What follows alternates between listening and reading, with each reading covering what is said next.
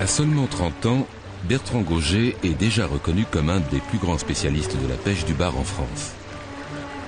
Moniteur et guide professionnel de pêche, breveté d'État, c'est avant tout un grand passionné de la mer. Son rêve, pêcher le plus possible et toujours.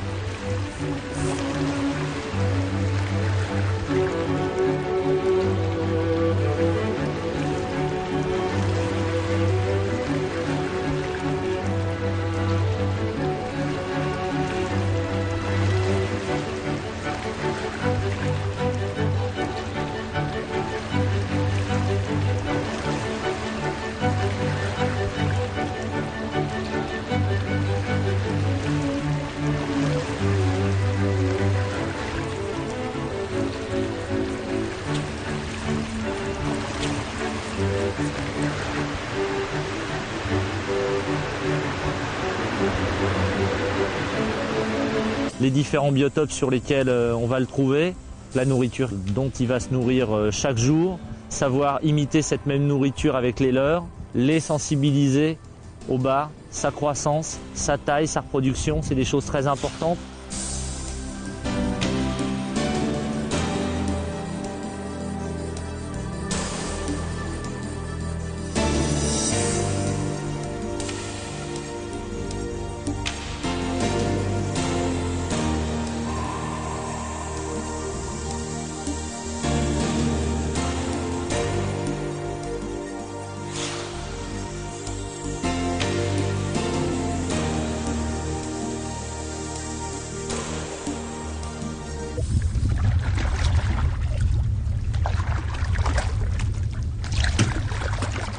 De rien, il y a du jus ici.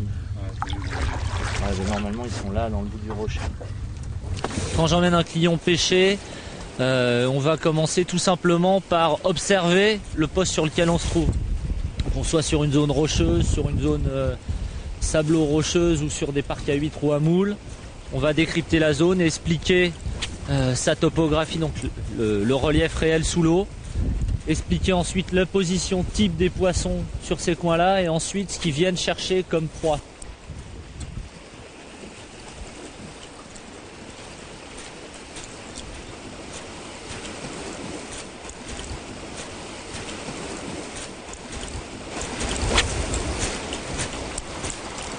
Il faut savoir qu'un bar se retrouve d'une année sur l'autre sur les mêmes zones. C'est un peu comme un saumon, il fait des demi-migrations, il part l'hiver se reproduire au large, il revient sur les mêmes zones de croissance d'un été sur l'autre. Donc il a un peu son territoire, ses postes sur lesquels il va se promener, on va dire, sur une journée.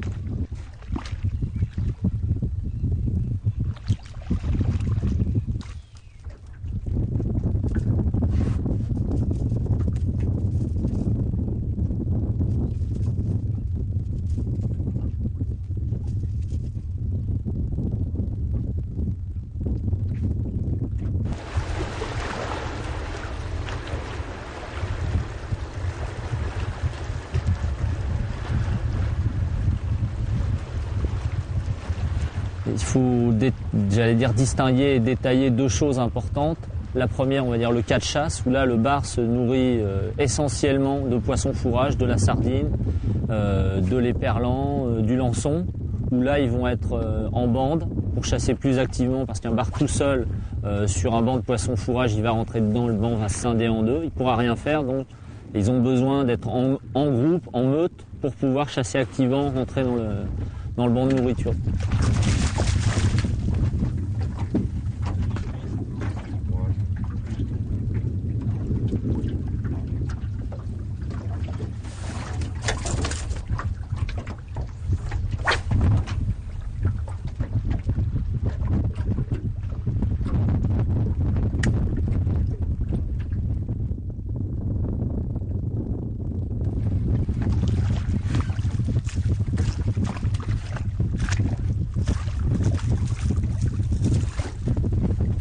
Le bar ne se nourrira pas d'une seule espèce d'une part et d'une seule taille de poisson fourrage, mais de plusieurs par rapport au moment de la saison et par rapport à l'endroit sur lequel il se trouve.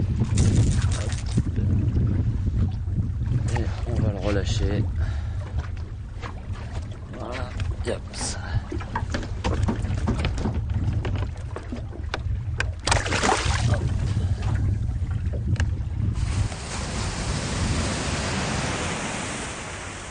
Le poisson va aller l'attaquer par curiosité ou alors presque par, j'allais dire, excitation, défense de territoire. Et c'est clair que la fois où il n'est pas en chasse sur des choses imitatives, il est assez peu mobile, on va essayer de le prendre avec des coloris excitatifs.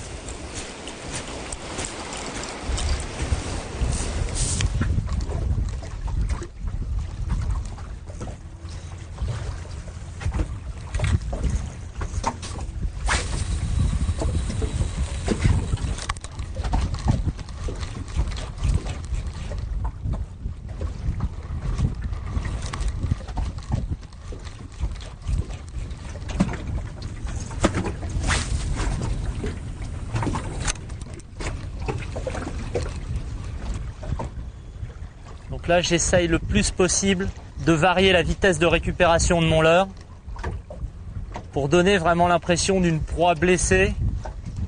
Donc un peu, j'allais dire, comme la gazelle qui boite, c'est pas tout le temps le même rythme, ça change, ça ralentit, ça accélère. Et le but du jeu est vraiment de stimuler l'attaque chez le bar.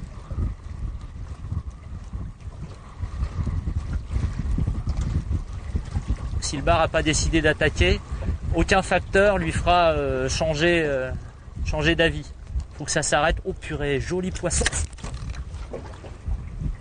Je viens de me faire péter. En direct, là, t'avais un machin comme ça qui vient de me prendre. Je ferre et ça pète. Alors, je ne sais pas pourquoi ça pète, mais ça pète.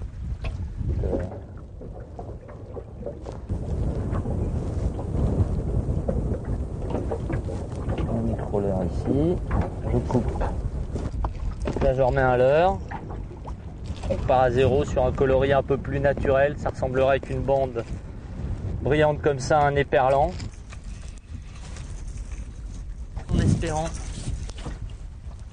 que j'ai plus de défauts sur ma tresse.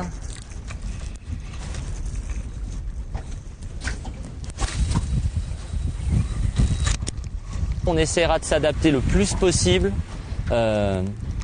aux poissons fourrage présents sur la zone. C'est-à-dire que le bar, lui, ne s'intéressera à des proies qui ne font que la taille de ce qu'il chasse.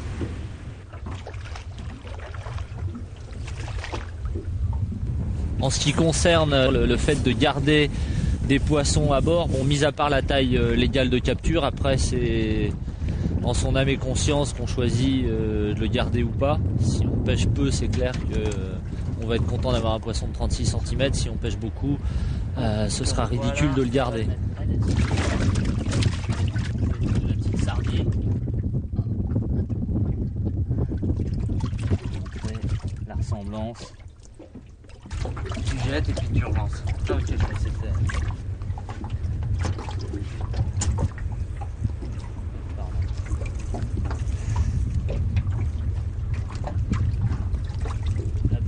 chasser. Notre chien, et j'allais dire nos chiens en mer, sont les mouettes. C'est-à-dire que suivant leur comportement, avec de l'expérience et évidemment de l'observation, on est capable de savoir ce qu'elles font, si elles sont en train de picorer, on va dire, je sais pas moi, des poissons crevés en surface, ou alors en train de prendre des proies pour chasser en surface. Donc là, c'est ce qui nous intéresse, c'est-à-dire qu'en fait les prédateurs sont sous l'eau, font remonter en surface le poisson fourrage et les mouettes elles viennent le chercher. Des mouettes qui tournent au-dessus de l'eau comme ça en piquant sont des indicateurs très très précieux à nos yeux.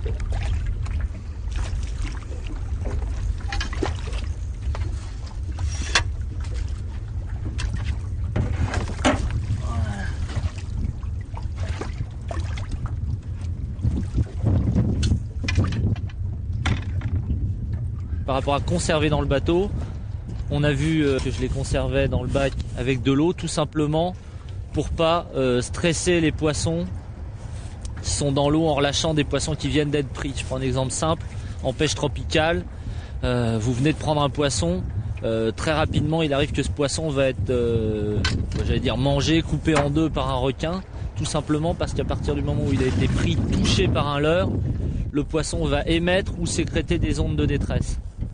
C'est la même chose pour le bar, je prends un poisson, si je le relâche au milieu d'une activité importante, donc d'une chasse, la chasse va s'arrêter petit à petit ou même va se stopper très rapidement. Donc je préfère conserver les poissons dans un bac faire ma dérive, faire ma pêche, et dès que j'ai fini ma zone de pêche, les relâcher.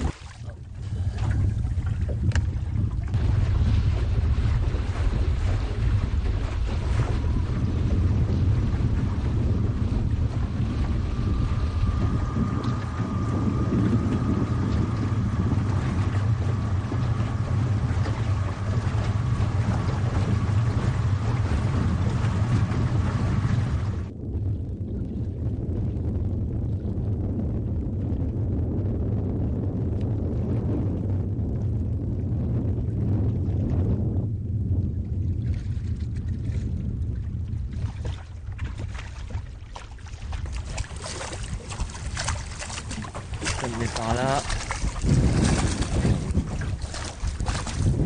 Un poisson marquable, on va dire.